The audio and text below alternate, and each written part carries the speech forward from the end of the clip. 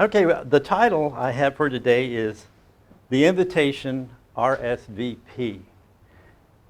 Now, the part I want to focus on is the RSVP, and I have a definition for that. It's the term RSVP comes from the French expression, which I do not know how to pronounce French, nor am I going to torment that phrase, and it means please respond. Now, I have another confession. Back in my younger days, when I was 8 years old, second grade, I had a schoolyard romance. Now, it gets pretty serious for 8-year-olds, especially a boy and a girl to be holding hands out in the playground. But I don't know what that was all about. It's just that we had this strong attraction to one another. And of course, the guys in my class and my brothers were brutal. I mean brutal in teasing me. But this young lady, I remember her clearly. I know her full name. I still remember this. And I still remember how she looked like, because what my friends and my brothers had issue with, she wore pigtails down to her shoulders and she wore glasses. And that was just something they couldn't deal with. But one day, when we were out there, I noticed she had a card in her hand. And she handed it to me and she asked, "Put this in your pocket and don't open it until you get home." So I said, "Okay, not a problem." And I did that, and then I kind of forgot about it. But when I got home, I kind of reached into my pocket and found this card. I opened it up. Guess what it was? It was an invitation RSVP to her birthday party. And let me tell you something, my world exploded. The sun was shining, the birds were singing, and all was well in Jeffrey's world. I mean, it was millennial. And I remember every detail to this day. And this was a long, long time ago, 60-some years ago. And I still think about it. It's just something that doesn't leave my mind. But it was the invitation, and the birthday party went well. And of course, she was the center of attention. And every now and then she would take a moment, we'd go talk and so forth, and then, we talked later after the party, and then the parents show up. Of course, my mother had to meet her, had to see what her 8-year-old son was up to, this unusual thing that was going on. But I thought I'd bring that up because I would like to go to John 6, verse 44 and 45. Because this is an invitation, and as I read this, it says, "No one is able to come to me unless the Father who sent me draws him." Now I want you to think for a minute of that, draws him. Is that not an invitation? I would look at it that way, because he's introducing himself to you. He's going to be introducing him, or you, to his son Jesus Christ. It's an invitation. And then continuing, it says, "And I will raise him up in the last day." And then continuing in verse 45, "It has been written in the prophets, they, you, shall be taught of God, so that everyone who hears and learns from the Father comes to me." Now take a moment and think.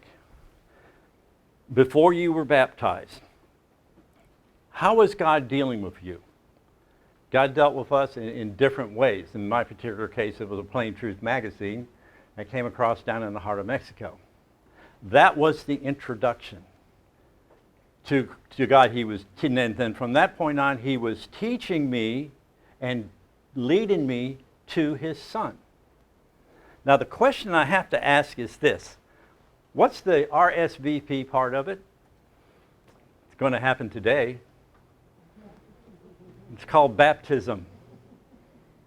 Because that's your answer back to the host, saying that, yes, I will attend this event. Being drawn to Jesus Christ and making that commitment to him. But that's not the only invitation, is it? Because there's another one. There's another one. If you would turn to Revelation 19:9. it states, the angel said to me, "Write, how blessed are those who have been invited." That's that second invitation. And there is an RSVP to that invitation. Because it goes, those who have been invited to the wedding feast of the Lamb. Then he added, these are the words, God's very words. Okay. You answered the first RSVP, right? You got baptized. But now the real work begins. Now you have a life of what? Changing. You understand the Passover. Now you come into the days of unleavened bread, where you're to come out of sin. Then you have first fruits, and you have an understanding of the first fruits because those are the ones that are invited to the wedding. They are the only ones. It's a one-time event. And you have to really look at the value of this invitation because that's what it is. And as you develop from that moment of baptism to your death, or even the return of Jesus Christ, you have a lot of changing to do. Now, answering the RSVP part is the invitation to the wedding. That's when your world should explode. The sun is shining, the birds are singing, everything is well in your world. But I think what we don't grasp is this invitation to the wedding and what that is all about, and the work and the change that we have to go through. This is why we keep these holy days. We've got trumpets coming up. We've got atonement coming up. We have the Feast of Tabernacles. Actually, when you look at the Feast of Tabernacles and what it represents, it is an extension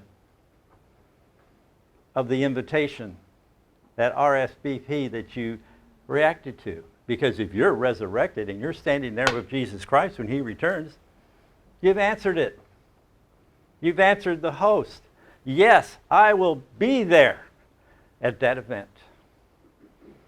That's the beauty of this whole thing. I mean, as time goes on, as I'm getting older, getting closer to the gravestone, this invitation is becoming to the forefront. After all these years that I've been in the church, now it's this focus of, you know what you got to do to be there. You know what you have to do to answer that RSVP saying, yes, I will be there. And we will hear a lot more of this during the feast. And I would say that this feast is one to really enjoy. I am personally going to do that, enjoy it in ways that I haven't before because of the times we're in. These times are changing.